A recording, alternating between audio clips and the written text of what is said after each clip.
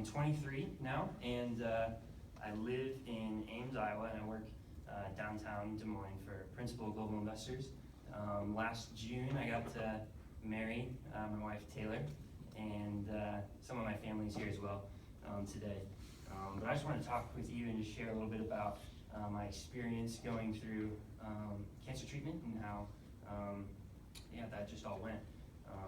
So it was April 9th of 2013 when I was diagnosed with AML, which is a type of leukemia.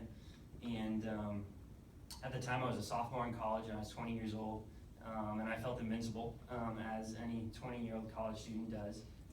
The biggest health problem that I ever had before that was strep throat, which is go to the doctor, have a 30-minute exam, maybe a rapid strep test, go get antibiotics, take them for 7 to 10 days, and then you were back on your way to whatever you had going on in life. But when I went into the emergency room on April 8th, and they asked me to stay overnight, I knew that this stay would be a little bit different than any other encounter that I'd had with the hospital before.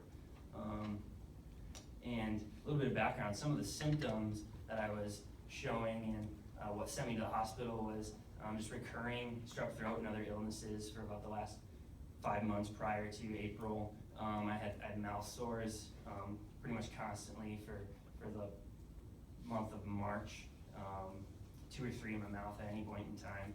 And what actually sent me to the hospital was an inflammation of my large intestine, ileitis.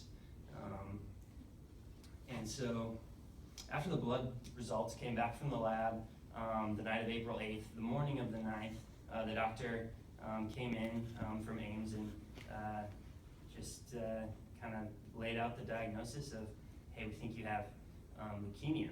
And that was unexpected, which is understandable. And the first 2 thoughts that I had at that point were, one, I'm probably not gonna be able to go on to a mission trip I was planning. I'm probably not gonna be able to go to that because that was in Kazakhstan and that was in 6 weeks.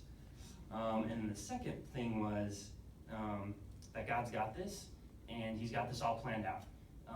And looking back, part of that provision was the University of Iowa Hospitals and Clinics and the care that they provide, just so close to my hometown, which was Jessup, Iowa.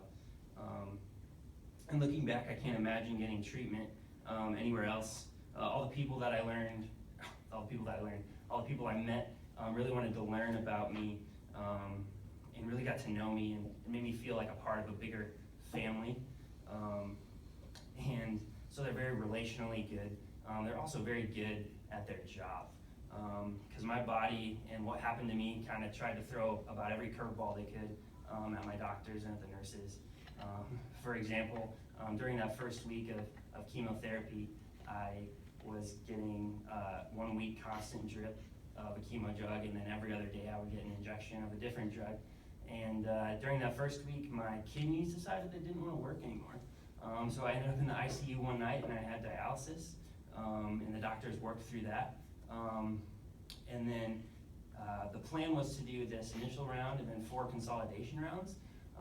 After the second consolidation round, we found that my bones are a lot older than I look. To quote unquote the doctor, you have the face of a 15-year-old and the bones of an 80-year-old. Long story short, some of my blood numbers still aren't quite normal 3 years later, but it might just be my new normal on this low side. But all these things that happened, the doctors and the nurses engaged with me with, educated me and my family, and were there to just help me through this whole time. And they did a very good job of doing that.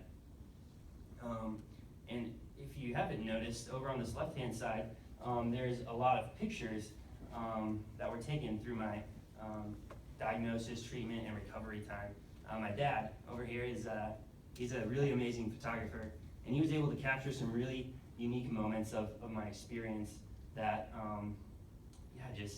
I don't think presents itself as an opportunity to a lot of photographers, because that would be really weird if someone else that I didn't know was taking pictures of me while I was getting chemotherapy. But yeah, so those pictures just really represent and show in picture form just kind of my time through treatment here at University of Iowa. Let's see. So 6 months after April, in late October of 2013 is when I got to go back to Ames, restart studying and finish my college education at Iowa State University. And looking back, those 6 months and the time felt like long, like really long. But now looking back, I mean, that was a really quick recovery from diagnosis and beginning treatment of April 9th to back to college and doing everything by like October 20th or something like that. And I know that's partially because of the treatment that I received and just how effective they were in just trying things and rolling with the punches. So I've been in remission now going on 3 years in May. And I come back down to Iowa City every 6 months to do my checkup. I get to meet people. If you go to the Holden Comprehensive Cancer Center, between the main hospital and the cancer center, there's a skywalk on, I think, the 3rd floor. As you walk through that skywalk, there's actually bigger pictures that are posted over there that says Noah's story as you walk from left to right. And every time I come down, people and doctors mention to me just how someone mentioned to them that the pictures were encouraging or helpful. And so that's just my hope looking forward, is that these pictures and my experience can just be an encouragement and give hope to other people like me who are 20 and felt invincible and then got diagnosed. But yeah, there's life after diagnosis, and there's a lot of life actually, and it's been good. The last year's been crazy, but it's been awesome. Yeah, I think that's about it. Thank you.